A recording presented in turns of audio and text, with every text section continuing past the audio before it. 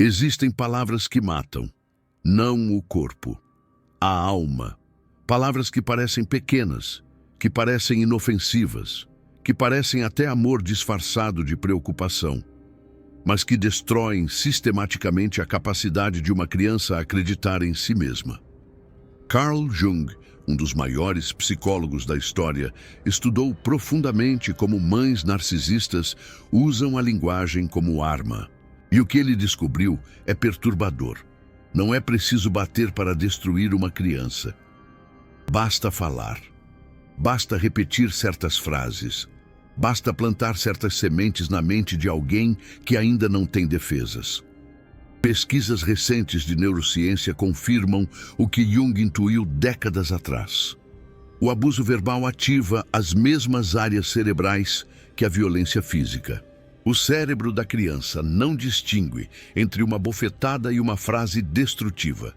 A dor é a mesma. O dano é o mesmo. A diferença é que bofetadas deixam marcas visíveis. Palavras deixam marcas invisíveis. E marcas invisíveis são muito mais difíceis de curar. Hoje vou revelar as 7 frases que mães narcisistas usam para destruir a autoconfiança dos filhos. Vou explicar exatamente como cada uma dessas frases funciona psicologicamente. E vou mostrar o que Jung descobriu sobre como desfazer essa programação. Se você reconhecer essas frases, preste atenção até o final. Porque a revelação mais importante vem nos últimos minutos. Antes de começar, preciso explicar algo fundamental. Jung identificou o que chamou de mãe predadora. É um arquétipo, uma forma universal de comportamento materno que aparece em todas as culturas, em todos os tempos. A mãe predadora não é necessariamente uma pessoa má. Frequentemente, ela genuinamente acredita que está ajudando. Genuinamente acredita que está protegendo. Genuinamente acredita que está preparando a criança para o mundo. Mas o que ela realmente faz é consumir a criança psicologicamente. Ela devora a individualidade, a autonomia, a confiança e usa palavras como instrumento dessa devoração. Jung observou que esse arquétipo surge de um medo profundo. O medo de ficar sozinha, o medo de ser abandonada, o medo de perder o controle. E para combater esses medos, a mãe devora os filhos. E mantém eles dependentes, mantém eles pequenos, mantém eles incapazes de viver sem ela. E as palavras são seu instrumento mais eficaz. A primeira frase é talvez a mais devastadora. Você nunca vai ser capaz. Parece simples. São apenas 4 palavras. Mas quando repetidas por alguém em quem a criança confia completamente, essas palavras se tornam profecia.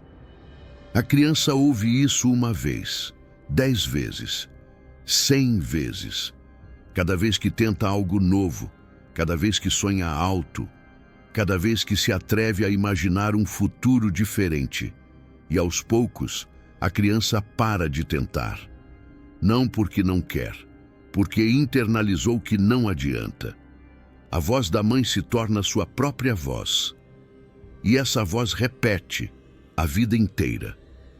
Você nunca vai ser capaz. Deixa eu contar sobre Ana. Ana tinha 8 anos quando quis aprender a tocar piano.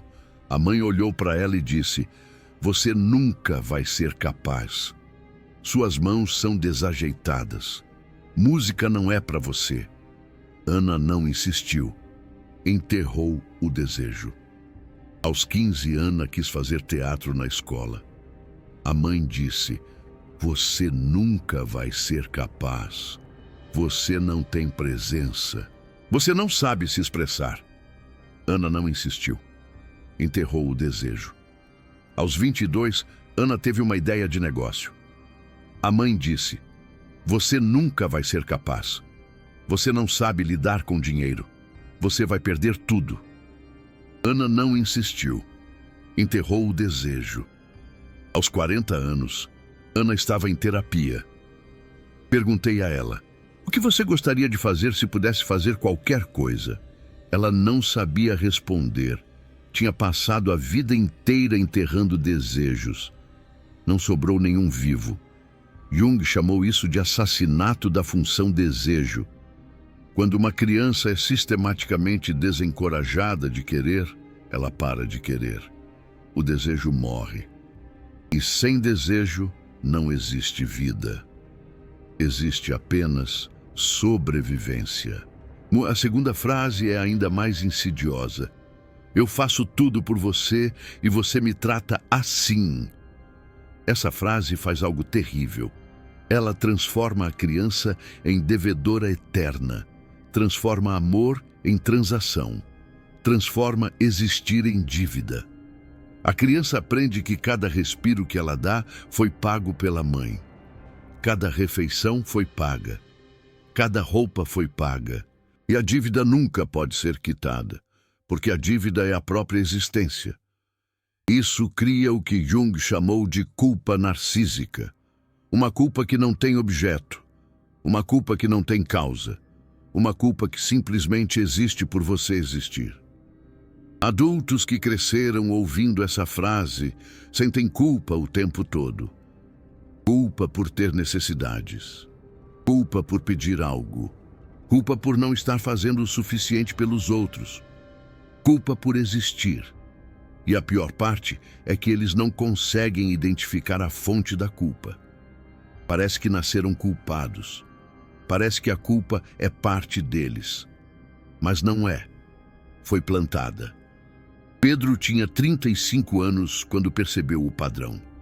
Ele trabalhava 70 horas por semana. Nunca tirava férias. Nunca dizia não para ninguém.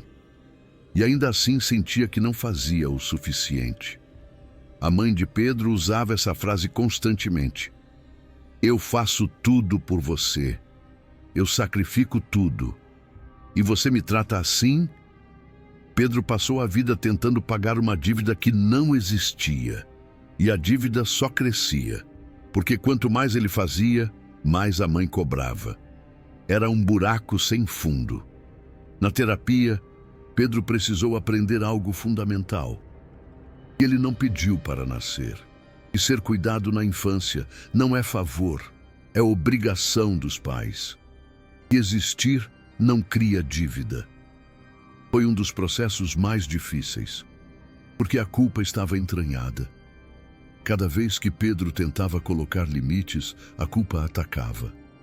A voz da mãe atacava. Você é ingrato, você é egoísta, eu fiz tudo por você. Mas aos poucos Pedro aprendeu a tolerar a culpa. Aprendeu que a voz não era dele, era da mãe, e ele podia escolher não obedecer. A terceira frase parece amor, mas é veneno. Ninguém nunca vai te amar como eu te amo. Essa frase faz algo perverso. Ela isola a criança emocionalmente. Ela programa a criança para não confiar em ninguém além da mãe. Ela cria dependência absoluta. Porque se ninguém nunca vai amar como a mãe ama, então a criança não pode buscar amor em outro lugar. Então a criança precisa ficar. Precisa depender. Precisa ser pequena para sempre. Jung identificou isso como uma forma de possessão psíquica. A mãe possui a criança e usa essa posse para impedir que a criança se individualize, que se torne pessoa separada, que viva a própria vida. Adultos que cresceram ouvindo essa frase têm relacionamentos destruídos. Eles sabotam conexões genuínas porque parte deles acredita que amor verdadeiro só existe com a mãe. Qualquer outro amor é inferior. Qualquer outro amor é substituto. Ou pior, eles buscam parceiros que replicam a dinâmica com a mãe. Parceiros controladores. Parceiros que usam o amor como moeda de troca. Existem parceiros que nos fazem sentir que precisamos deles para sobreviver. Ana tinha 42 anos e 3 casamentos fracassados. Todos os 3 maridos eram controladores. Todos os três usavam o amor como uma arma. Todos os três faziam Ana sentir que não sobreviveria sozinha. Na terapia, Ana descobriu que estava repetindo o padrão da mãe. Escolhia homens que a faziam sentir da mesma forma que a mãe fazia. Dependente, incapaz, pequena. A frase da mãe ainda ecoava em sua mente: ninguém vai te amar como eu. E Ana, inconscientemente, confirmava isso, escolhendo pessoas incapazes de amá-la verdadeiramente. A cura de Ana veio quando ela conseguiu ficar sozinha, quando aprendeu que não precisava de ninguém para sobreviver, quando descobriu que o amor verdadeiro não cria dependência, cria liberdade. A quarta frase ataca diretamente a identidade. Você é igualzinha ao seu pai. Ou você é igualzinha à sua avó. Ou de qualquer outra pessoa que a mãe despreze. Essa frase faz algo sutil, mas devastador. Ela diz à criança que ela não é ela mesma. Ela é apenas uma cópia de alguém desprezível. Ela carrega genes ruins. Ela está condenada a repetir os erros dos outros.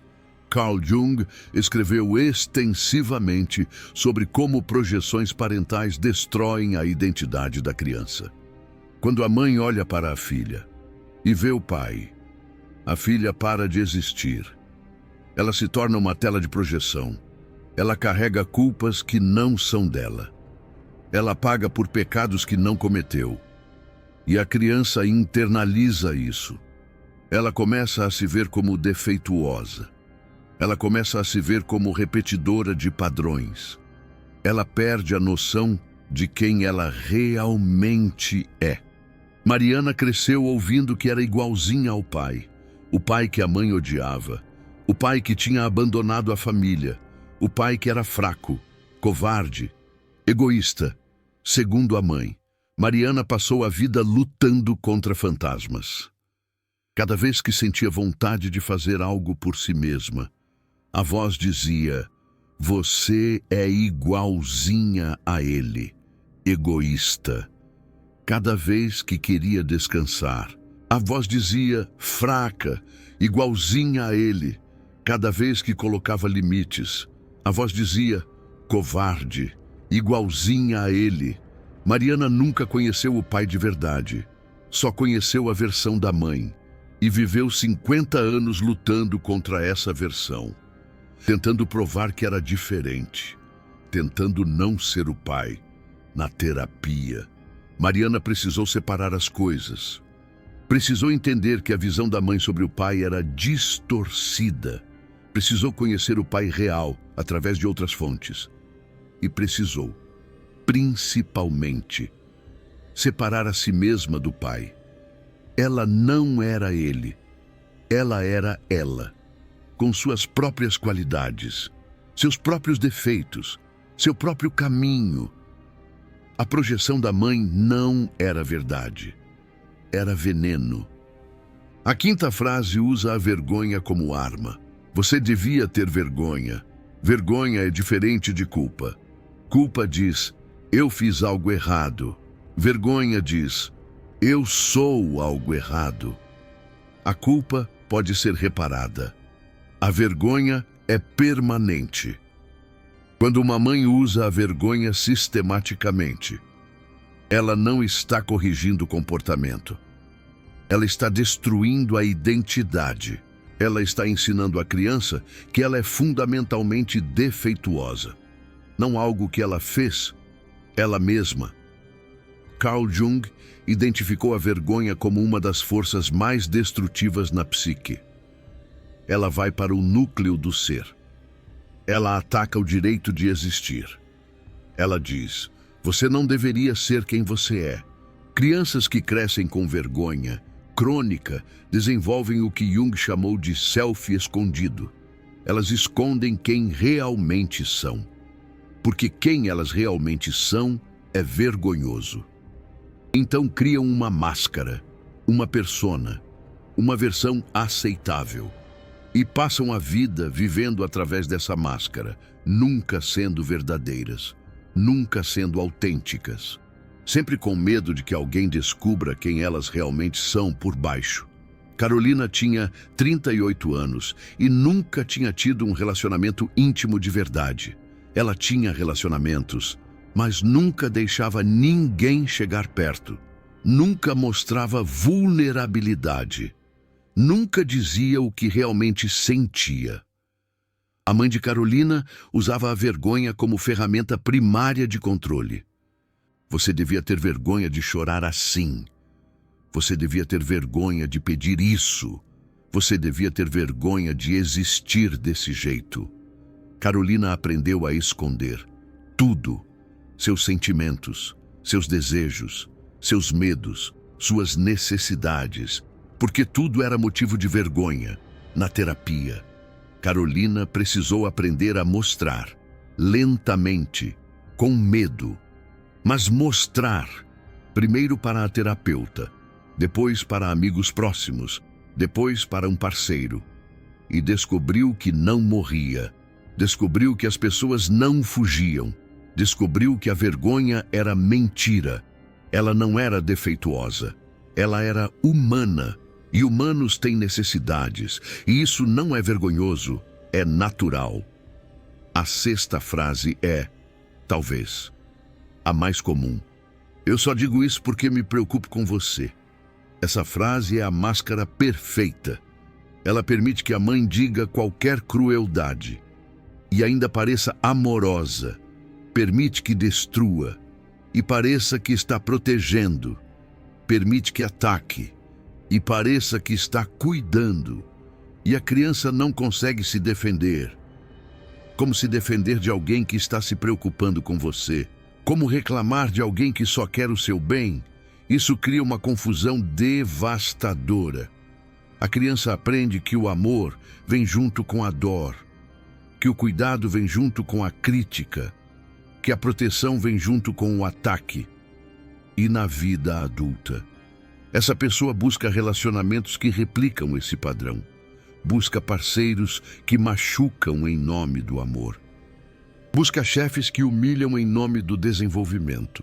Busca amigos que criticam em nome da honestidade, porque para ela isso é amor. É a única forma de amor que ela conhece. Pedro tinha 45 anos e um casamento que parecia funcionar. A esposa criticava tudo que ele fazia.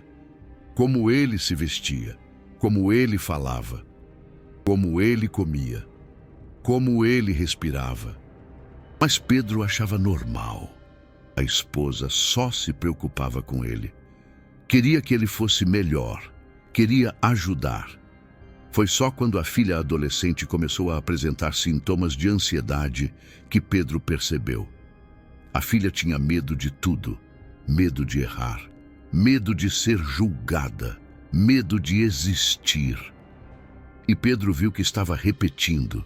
A esposa fazia com a filha o que a mãe de Pedro fazia com ele. Criticava em nome do amor, destruía em nome da preocupação. Foi o ponto de virada. Pedro não podia mudar o próprio passado, mas podia mudar o futuro da filha. E começou a confrontar, a dizer que preocupação não justifica crueldade, que o amor não deveria doer. O casamento não sobreviveu. Mas a filha, sim. A sétima frase é o golpe final. Você é sensível demais. Você é dramática demais. Você exagera tudo. Essa frase faz algo que Carl Jung considerava particularmente destrutivo. Ela invalida a percepção da criança. Ela diz que o que a criança sente não é real. Ela diz que a dor da criança é inventada. Ela diz que a experiência da criança é mentira. Isso se chama gaslighting. É uma forma de abuso psicológico que faz a pessoa duvidar da própria sanidade. Quando uma criança é repetidamente informada de que suas emoções são exageradas, ela para de confiar em si mesma, para de confiar no que sente, para de confiar no que você percebe. E essa desconfiança, infelizmente, dura a vida inteira. Adultos que cresceram tendo suas emoções constantemente invalidadas não sabem o que sentem de verdade. Eles sentem algo, mas imediatamente duvidam.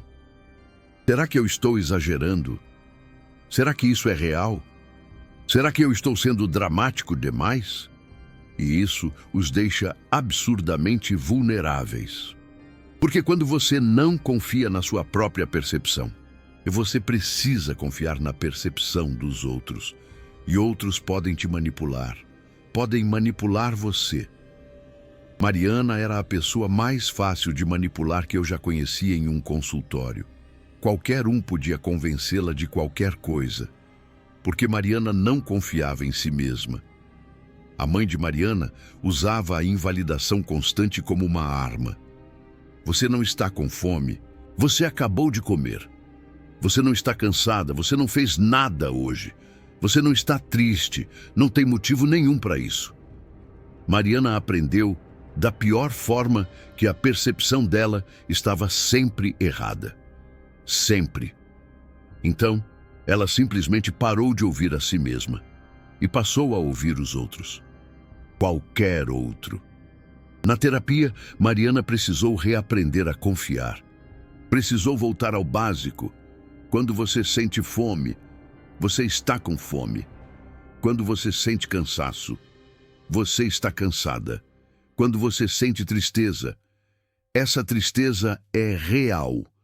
Parece simples, mas para Mariana foi revolucionário. Pela primeira vez na vida, ela tinha permissão para confiar na própria experiência. Existe algo mais que eu preciso explicar sobre essas 7 frases. Elas raramente aparecem sozinhas. Mães com traços narcisistas usam combinações. Uma semana é "você nunca vai ser capaz". Na outra é "eu faço tudo por você". No mesmo dia pode ser "ninguém vai te amar como eu". E logo em seguida, "você é sensível demais".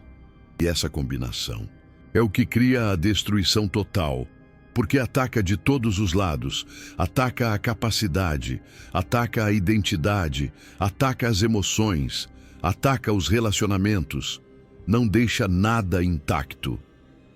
Carl Jung observou que mães narcisistas instintivamente sabem onde atacar.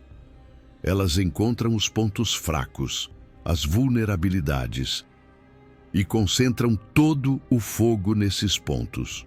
Se a criança é sensível, a frase "você é sensível demais" será repetida até que a sensibilidade se torne uma fonte de vergonha.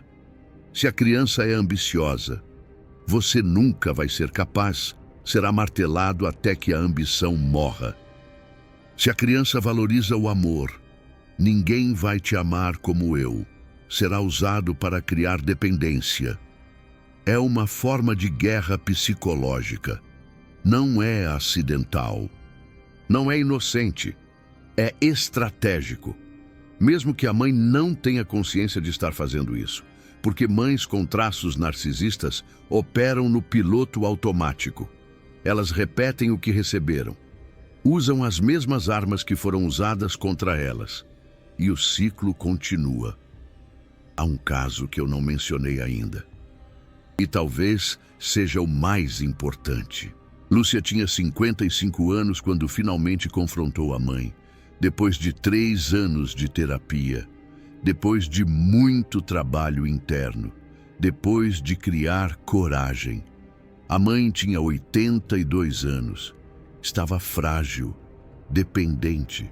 Muito diferente da mulher que tinha aterrorizado Lúcia durante toda a infância.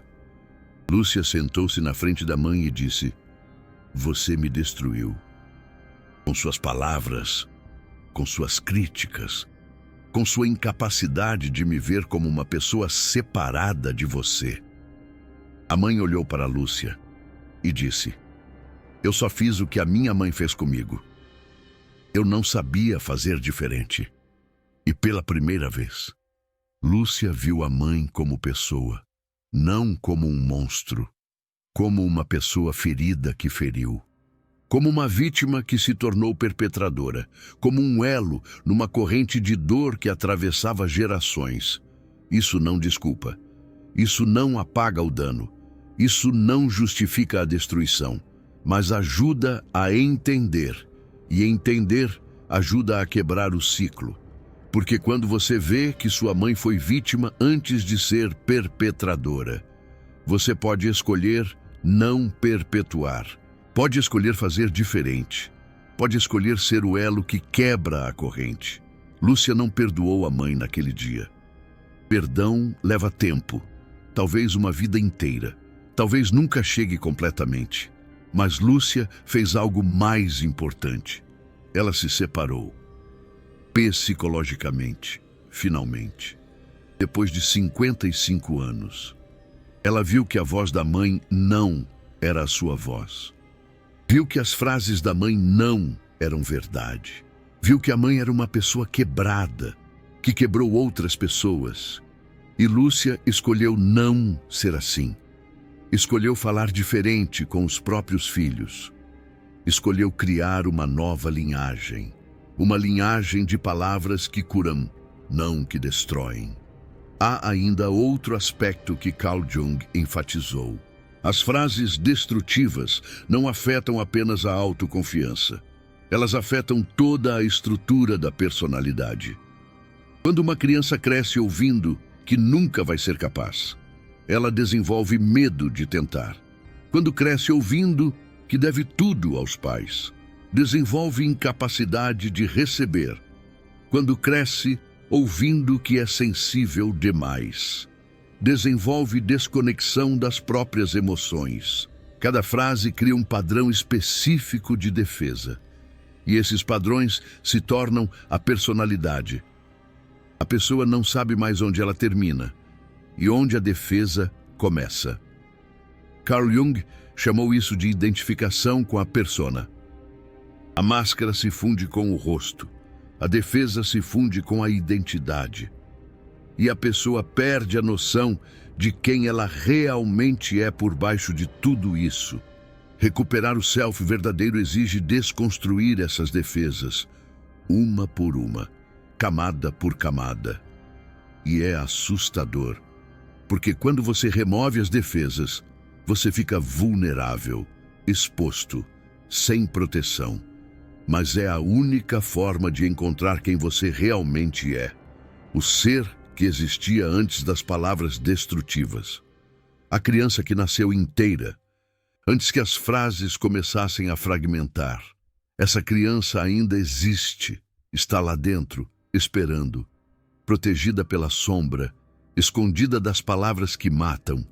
E quando você a encontra, quando você a resgata, quando você permite que ela finalmente exista, algo extraordinário acontece.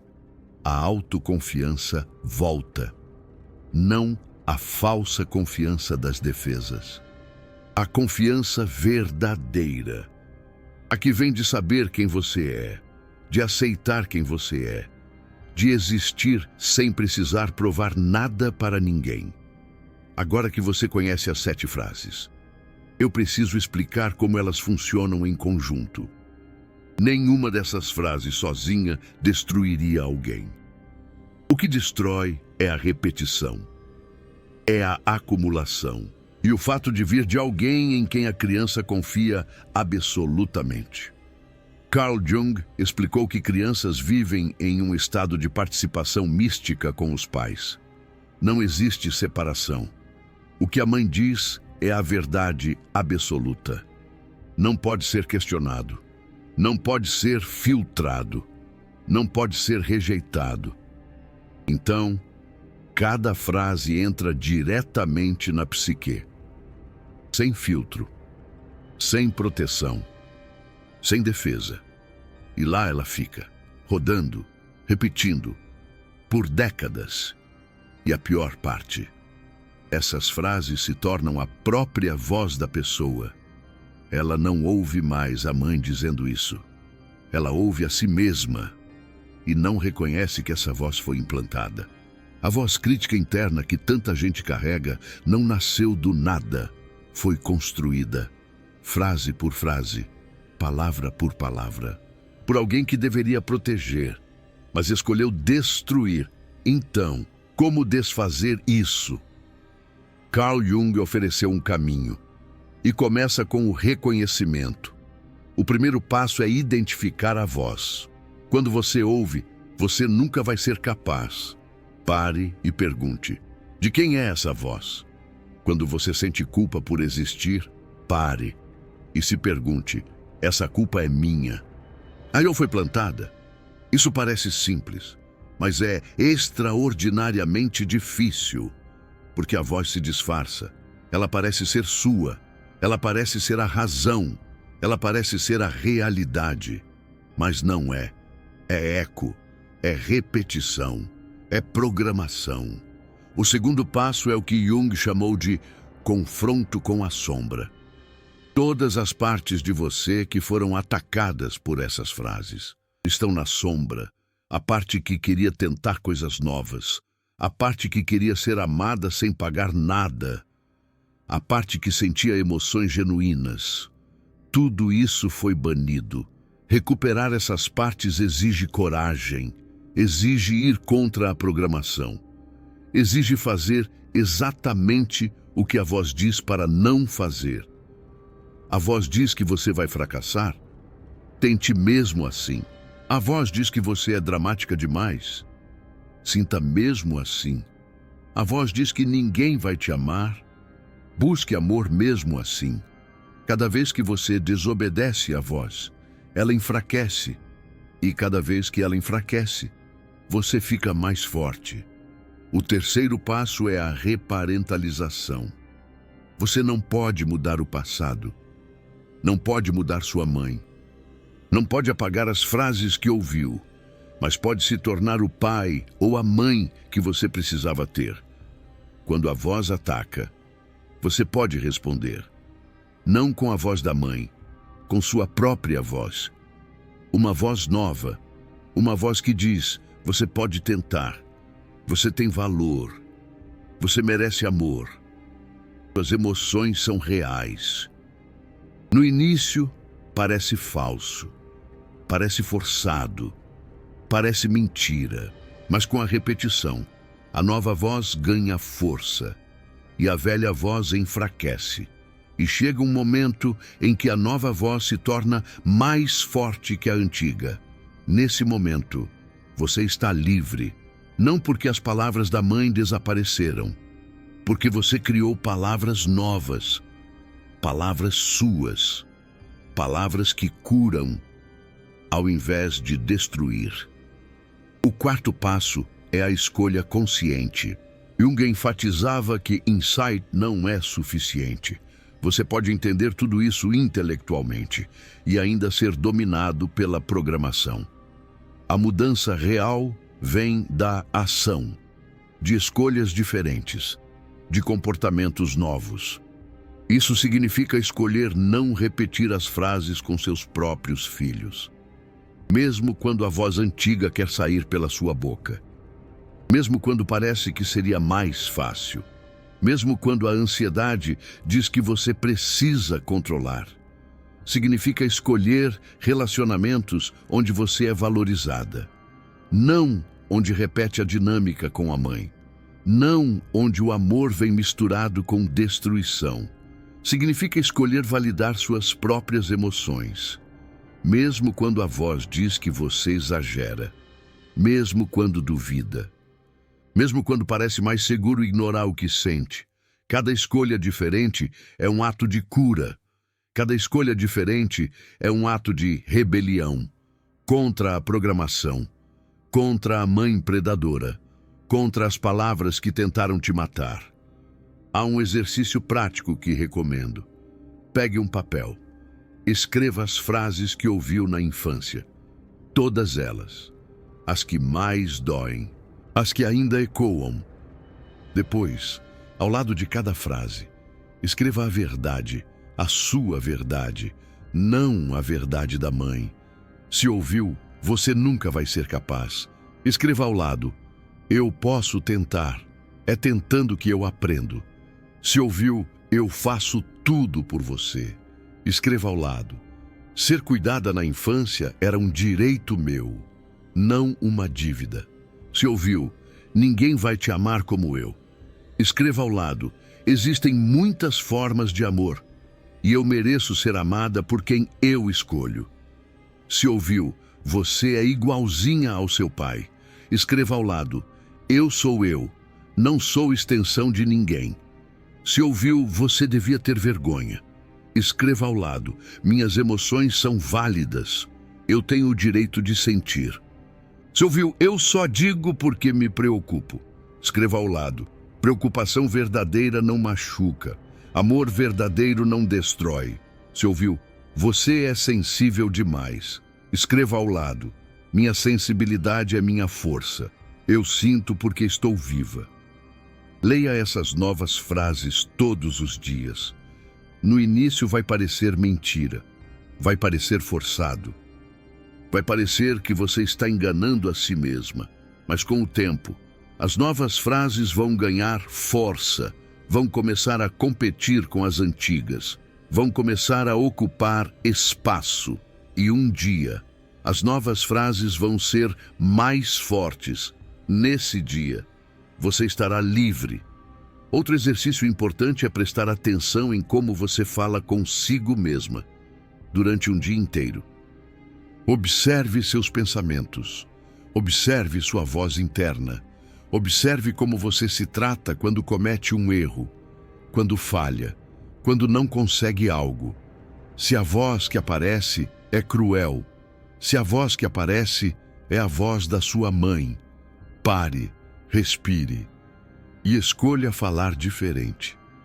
Fale consigo mesma como falaria com uma amiga querida. Fale consigo mesma como falaria com uma criança assustada. Fale consigo mesma com gentileza. Isso parece pequeno, mas é revolucionário. Porque cada vez que você escolhe gentileza ao invés de crueldade, você está reprogramando. Está criando novos caminhos neurais. Está substituindo as palavras que matam por palavras que curam. E aqui está a revelação final. As palavras que matam só têm poder enquanto você não sabe que elas existem, enquanto elas operam em silêncio, enquanto elas se disfarçam de verdade. Agora você sabe. Agora você reconhece. Agora você pode ver. E quando você vê, você pode escolher. Pode escolher não acreditar. Pode escolher criar novas palavras. Pode escolher falar diferente consigo mesma. Palavras destroem, mas palavras também curam. E você agora tem a escolha de quais palavras vai usar, quais palavras vai repetir, quais palavras vai passar para a próxima geração. Essa é a verdadeira cura. Não apenas pessoal, geracional. As palavras que sua mãe usou foram provavelmente as mesmas que a mãe dela usou. E a mãe dela. Gerações de mulheres destruindo suas filhas com as mesmas frases. Você pode ser a geração que quebra isso. Pode ser a pessoa que fala diferente. Pode ser a voz nova que substitui as vozes antigas. Não é fácil. Leva tempo. Exige prática, exige escolha, todos os dias, mas é possível. Se você chegou até aqui, já deu o primeiro passo. Reconheceu as palavras. Agora a escolha é sua. Que palavras você vai usar daqui para frente?